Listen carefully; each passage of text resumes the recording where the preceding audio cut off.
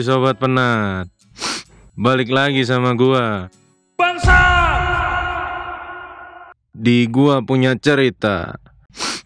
Kemarin tuh cerita kita kepotong ya.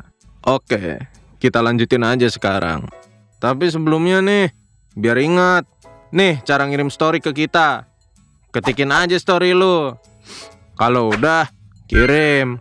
Ntar yang kepilih, gua balesin tuh. Oke lah, kita rewind dulu dikit cerita kemarin ya.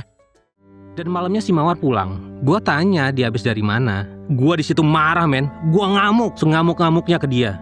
Dan akhirnya si Mawar ngaku kalau dia selingkuh sama cowok lain. Di situ Mawar minta maaf dan sujud-sujud ke gua kalau dia janji gak ngulangin perbuatan itu lagi.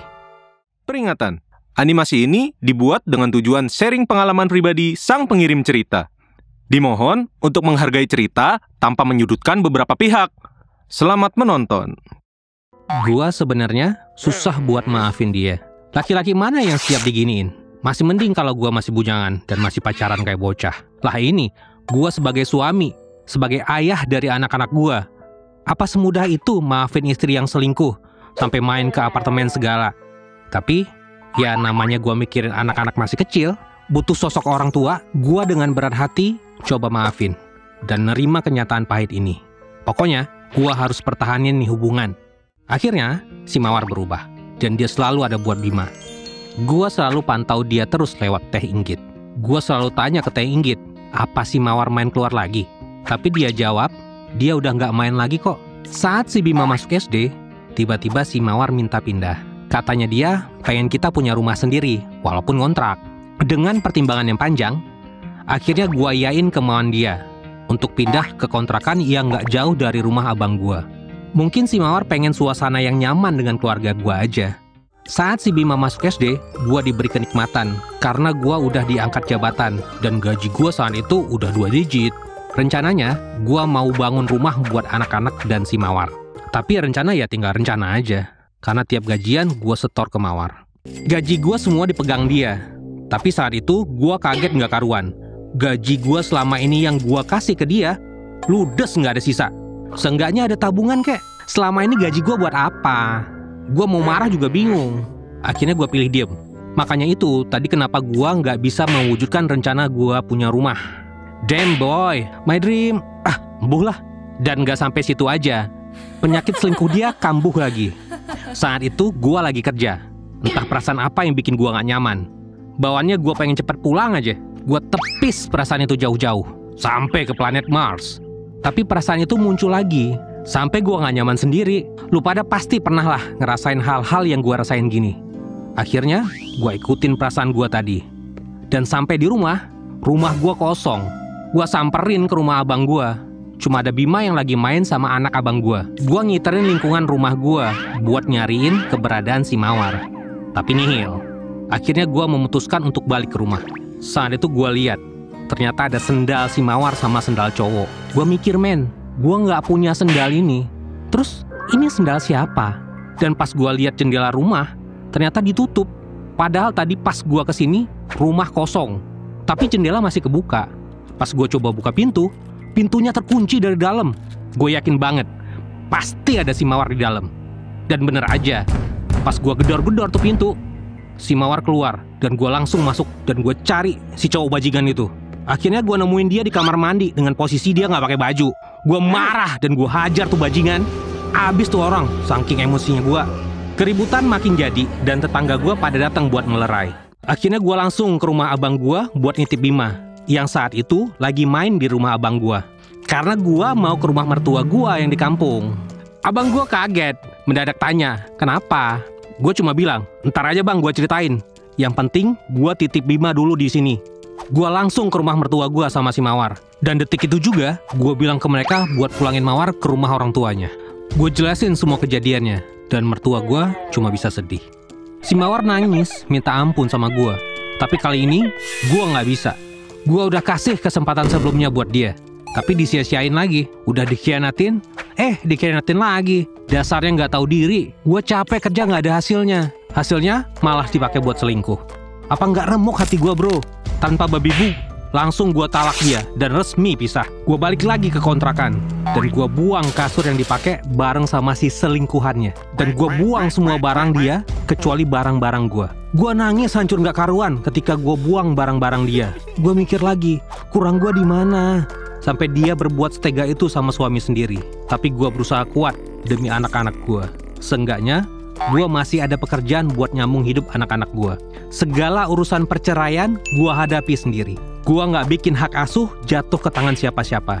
Karena bagaimanapun, si Mawar tetap ibunya anak-anak. Akhirnya di tahun 2018 gue resmi bercerai. Setahun kemudian, gue masih trauma. Dan gue belum mau menambatkan hati gue ke orang lain. Anak-anak gue juga belum mau gue bersanding sama orang lain. Katanya gak mau punya ibu tiri. Gue ikutin kemauan anak-anak gue. Dan gue milih sibuk sama pekerjaan. Sedangkan si Mawar udah nikah lagi sama orang lain. Yang kata anak gue si Sinta ini karena hamidun sama si cowok ini. Buset dah, mana info ini dari anak gue lagi. Bayangin deh, gimana perasaan anak gue punya ibu kayak gitu. Di tahun 2020, perusahaan tempat gue kerja makin hari makin menurun. Dan akhirnya perusahaan itu bangkrut. Saat itu, pandemi COVID-19 lagi marak-maraknya. Gue sempat stres gimana caranya gue menghidupi anak-anak gue. Gue mesti puter otak.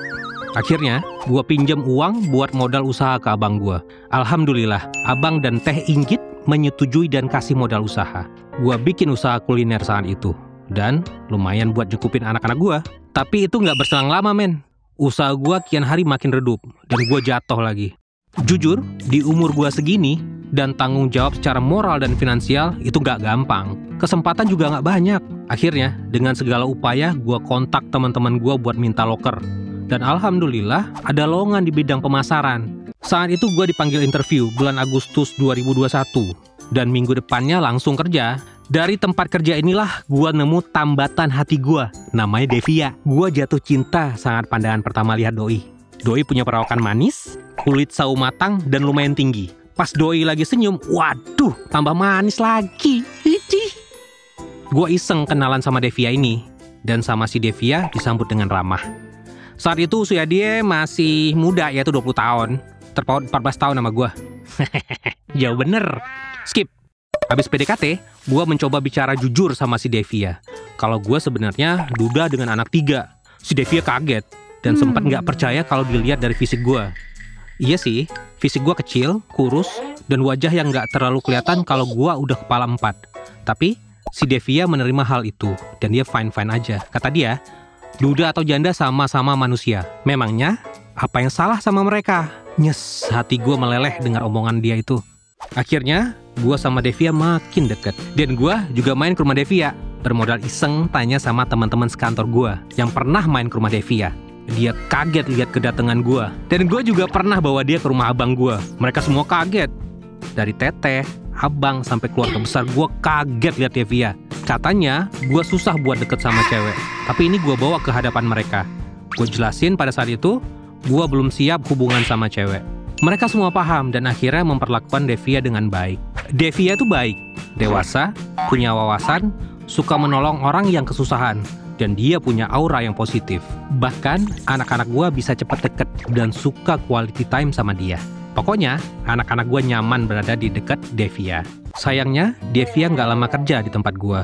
Karena Devia mau cari kerja di dekat lingkungan rumahnya saja. Tapi nggak apa-apa sih, kan gue masih berkontak sama dia.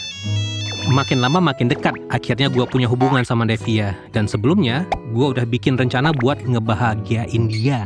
Oh iya, gue juga suka transfer uang ke Devia. Barang 200, 300, 500, atau berapapun buat pegangan dia atau sekedar jajan dia aja. Dan asal kalian tahu, gue tambah cinta sama dia. Karena uang yang selama ini gue transfer ke dia, dikumpulin sama dia, dan uang itu buat tambahan DP rumah kita nanti. Sumpah, gue salut dari cara dia melek keuangan. Di sini, gue makin tertantang bahwa rumah murni harus dari keringat gue aja. Saat itu, gue juga udah keluar dari tempat kerja gue, tepat di bulan Februari 2022. Dan alhamdulillah, gue dapat pekerjaan di perusahaan yang cukup ternama melalui mantan klien gue yang katanya seneng saat lihat gue mempresentasikan produk. Dan Devia sendiri juga udah kerja di perusahaan jasa di bidang keuangan. Lambat laun, urusan rumah gue dan Devia udah selesai di bulan September lalu. Itu semua berkat kerja keras, usaha, dan doa dari orang-orang terdekat. Ternyata benar Allah akan kasih ke kita yang jauh lebih baik dari sebelumnya. Devia punya prestasi, pintar memasak, pintar mengatur keuangan gitu. Terus, kalau lu tanya gimana sekarang nasib mantan istri gua si Mawar, ya bisa lu tebak sendiri men. Perawakan si Mawar beda dari yang dulu. Waktu sama gua, si Mawar terawat banget. Ya iyalah, ke salon sama skincare dari gua semua. Sekarang dia jualan bakso bakar dan SS gitu di depan kontrakannya. Padahal pas sama gua, mana pernah dia jualan kayak gitu. Gua juga kenal siapa lakinya, dan lakinya nggak punya kerjaan. Terus, orang tua si Mawar bangkrut karena punya hutang buat nebus anaknya yang dekam di Hotel Prodeo. Dan sekarang mereka tinggal bareng sama si Mawar dan lakinya. Pernah anak gua si Sinta upload story WA lagi jalan-jalan sama si Devia. Sama si Mawar dikomen gini, "Tuh, calonnya bapak lu. Kopi hitam ketemu susu." Maksudnya apa coba? Karena kulitnya gue putih dan si Devia kulitnya sawo mateng, jadi dibilang gitu sama si Mawar. Besoknya gue bacotin ke si Mawar. Seenggaknya dia jauh lebih baik dari lu, daripada lu nyantol sana, nyantol sini ke cowok lain. Si Mawar cuma bisa diem aja sambil nahan gedek ke gue. So, jangan pernah mainin perasaan hubungan, apalagi ketika lo udah berumah tangga. Gimana ceritanya? Suka nggak? Kalau lu suka, jangan lupa subscribe ke channel kita ya. Bye!